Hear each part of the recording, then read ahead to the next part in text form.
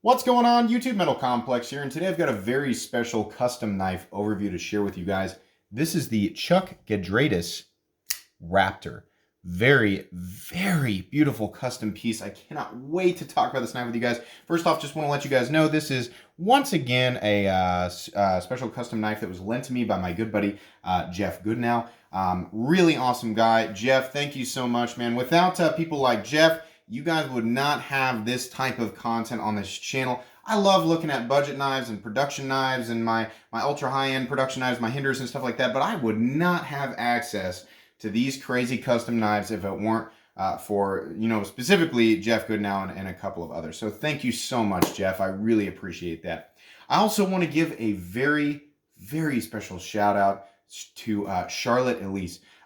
Charlotte Elise joined my Mythic Metal Knight tier on my Patreon. That is incredibly generous. Thank you so much for doing that. It is, support of all types, but definitely support like that really makes this all, able to keep happening. I want to continue to put out knife content every single day, but at the same time, especially with knives like this, getting it shipped back to Jeff and ensuring it and make sure that it's safe and sound, that costs a lot of money. So I love doing these videos and I love bringing you guys content, but it is expensive to run this channel. So Charlotte, thank you from the bottom of my heart. Thank you very much for joining the Mythic Knight tier. If you guys would like to check out my Patreon, there is a link down in the description. You can take a look, see what's going on. I, of course, have really cool stickers associated with some of the lower tiers if you guys would like to get your hands on one of these. I also have once a week Patreon exclusive content. What's that all about? You'll have to check it out. You can check it out if you decide to join. Even the $1 tier. Any tier grants you access to those once a week Patreon exclusives, but there's other stuff in there. Check it out, and if you'd like to help support me, like I said, the support would mean the world. Anyways, let's go ahead and get a measurement here. Guys, this is a custom knife, and that means that I will not be doing a standard review. Why? Because custom knives are very expensive and therefore completely out of the realm of possible for a lot of people. So this is going to be more of an entertainment type of thing. But for those of you who are interested in buying a custom knife, then there might be some useful information here for you. Overall length is coming in at a little bit over 7 inches, like 7.1 inches. Your blade length is coming in just shy of 3 1/4, and your cutting edge is coming in just shy of 3. Though I will say the blade is definitely uncontroversially over 3 inches. So those of you who live in an area where you're restricted, this is over 3 inches. How about some size comparisons up against the Ontario Rat Model 1? Rat 1 coming in at 8.6 inches overall. So you can see there it's quite a bit bigger. How about up against the Spyderco PM2? Spyderco PM2 coming in at 8.3 inches overall. So again, quite a bit bigger, though it's about the same length of cutting edge. How about up against the Benchmade Griptilian, or in this case, the Ritter Hogue? Ritter Hogue coming in at 8 inches overall. How about up against the Benchmade Bug Out? A fantastic size comparison for this knife. Benchmade Bug Out coming in at 7 1/4. Very similar. Obviously, we have a different blade shape there, but very similar in terms of height and body handle profile. How about up against the Spyderco Para 3? Spyderco Para 3 coming in at 7 1/4 inches.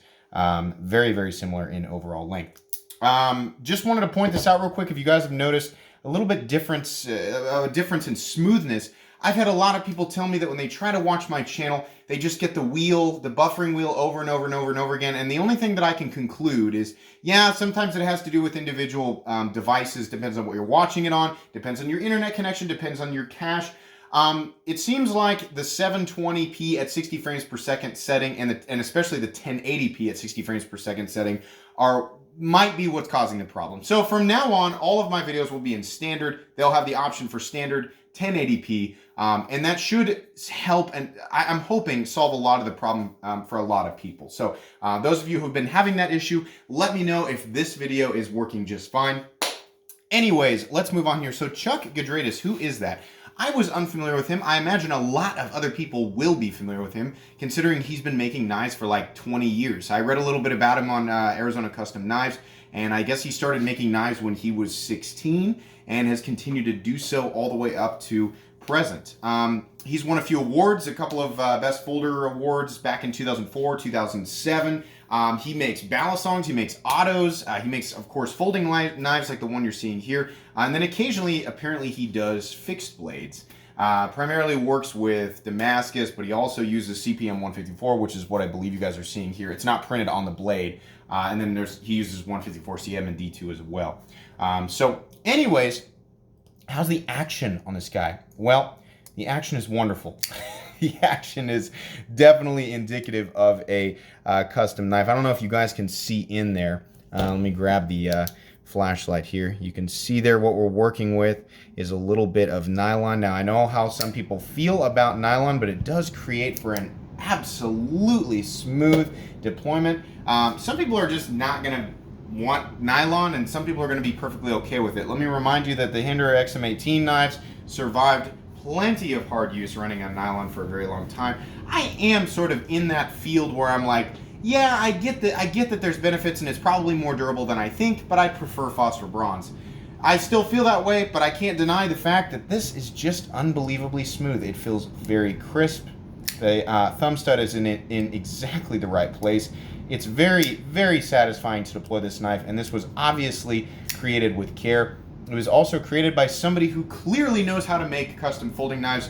So I can't stand here and go, you know, this is a flaw, because I can't create this. So it is what it is. Taking a look here, actually, you know what? Let's go ahead and weigh it before I start yakking. Weight on this guy, we are looking at titanium, beautiful eggshell finished titanium bolsters with some, gosh, like nearly sapphire blue carbon fiber, and then we've got titanium liners and a pretty thin CPM 154 blade. So you're coming in at a completely understandable 3.14 ounces, almost exactly an ounce an inch for the blade. So that's not going to bother anybody. And let me point out, of course, the carry profile is wonderful. Here's your thickness up against the Spyderco Para 3, just ever so slightly thicker. Not really something I would consider a problem. Of course, your carry profile, I always say that's a lot more important, or at least as important. So up against knives like the Para 3 and PM2, which have awkward carry profiles but don't seem to really bother anybody, you can see there it's just going to be incredibly easy to carry. So no big deal. Let's go ahead and talk about this amazing Wharncliffe blade. Oh my goodness. This thing is awesome. I mean, it's called the Raptor. It looks like a raptor talon. That's what it looks like. I mean, obviously that's, I don't want to speak for him, but that's just what he was going for. So this little notch here where I want to rest my thumb, like I'm gonna go ahead and say this. The ergonomics of this knife are just, oh, they're so good. Oh, it feels so good to hold this knife. I mean, I know I'm getting weird about it, but he knew, you know, just creating that little, oh, that's awesome. I love this. So also when you're doing your sort of draw cuts, like resting your index finger here, that's just wonderful. It's very comfortable. Everything's been nicely knocked down all the way around. Nothing ultra sharp. You can see there everything kind of knocked down despite having a horizontal, most likely hand rub satin flat here. Excuse my disgusting fingerprints. And then we have these wonderful grind lines down here coming down to the main cutting edge, which, by the way, is just absolutely razor sharp. Let's go ahead and give you a measurement on thickness here. So thickness on the blade coming in at about 120 thousandths. Not super duper thick, comes down to a very, very nice cutting edge. You can see it sort of rises. So not going to be really a slicey blade. You know, Wharncliffes aren't really designed to be, you know, they don't have belly. But in terms of an EDC cutting tool, there's something about, I've said this before, there's something about cutting into a package with a Wharncliffe blade that's just, oh, it's nice because the tip is sort of curved down towards the thing that you're cutting and then dragging the tip of the blade through side package. I mean, that is one fancy package opener, but at the same time, this knife is obviously designed to do more than just that.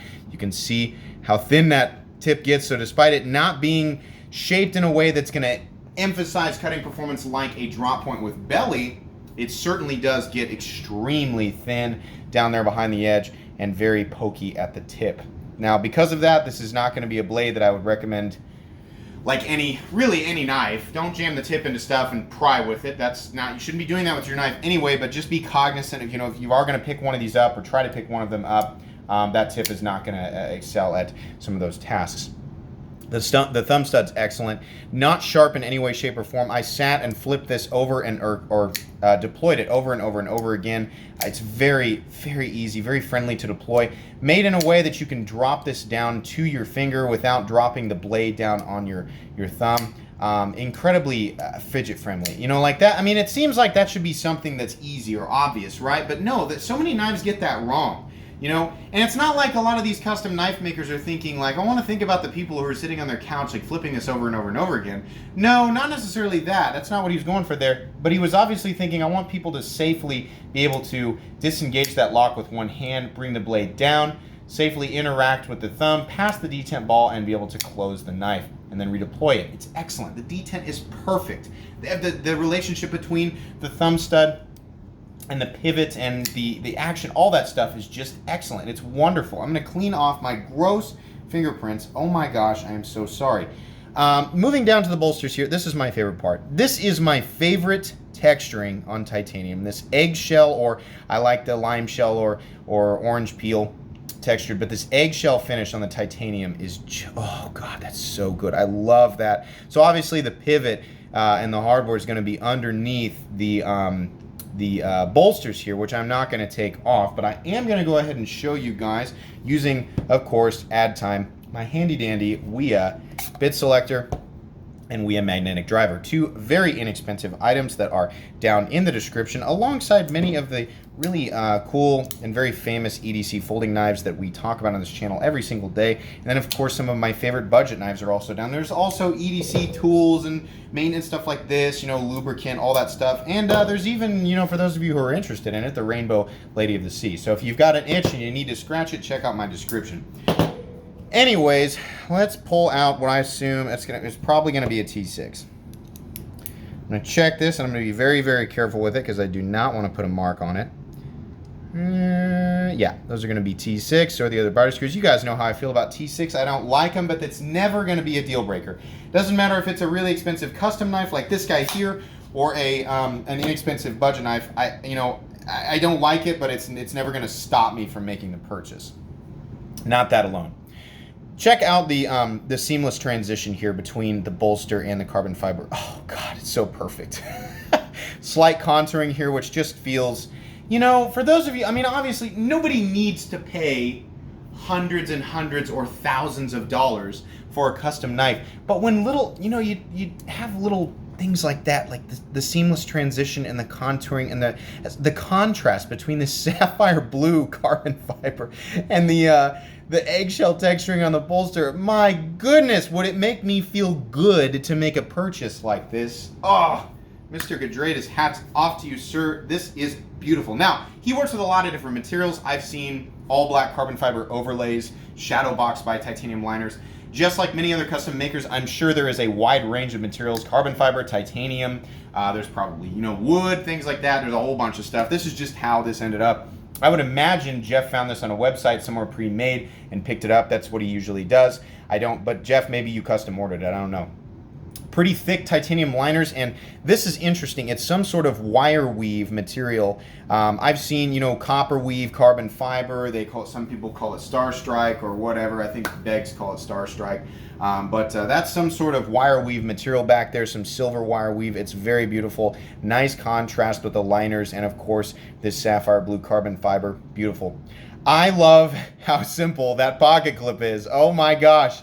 It's so simple and straightforward, and it just goes perfectly. This knife has all the elements of a straightforward cutting tool, right? It's simple, and at the same time, it's extremely complicated. You know, like not in terms of the build, but just like in terms of like the beauty and the precision and all the little tiny details, you know, in everything. I love that, and I love that the pocket clip is so simple, yet at the same time, it's got that same eggshell texturing that the bolsters have, and I just love that. It's wonderful. It also does its job very well. This knife is insanely easy to get in and out of the pocket, and doesn't carry ultra deep, but it does carry just enough to let somebody know, like, hey, you know, there's something nice in here. Which is not always what you want. You don't always want something shiny sticking up out of your pocket. You don't want somebody to try and steal it from you, but that's something that I would appreciate.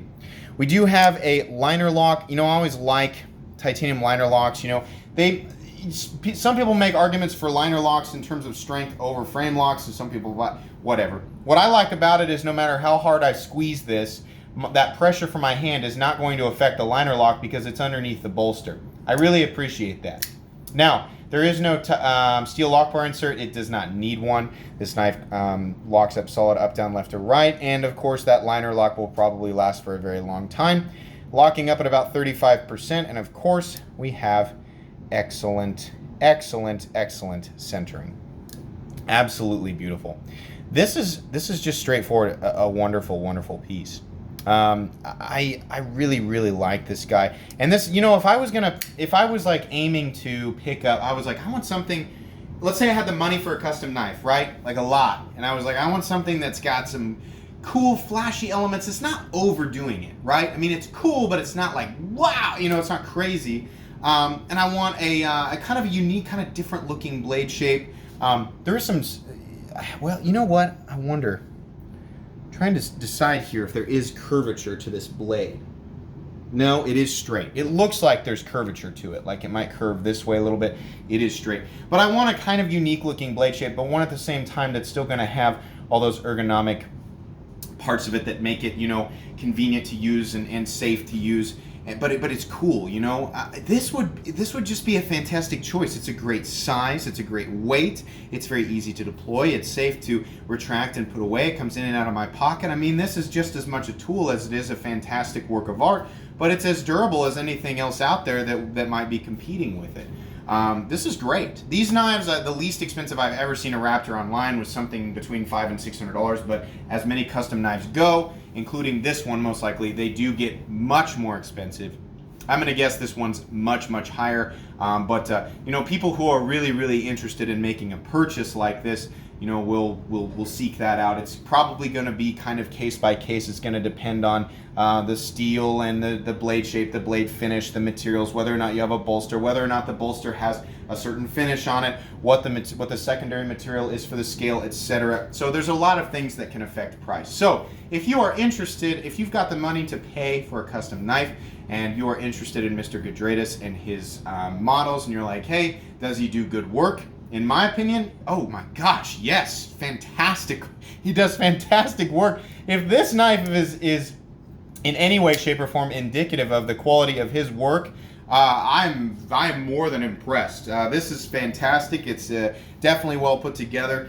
There's nothing wonky, or there's no gaps or anything like that. Everything looks great, so absolutely. Jeff, thank you so much for letting me take a look at this beautiful knife. If you enjoyed this video, please leave a like. If you'd like to check out my other content, I do of course have lots of videos of knives that are either expensive or inexpensive that I do or don't like, so check those out. And if you enjoy all my content, go ahead and click on this Metal Complex logo right here and subscribe, because there's definitely more coming. Thanks again for watching, everybody, and have a great day.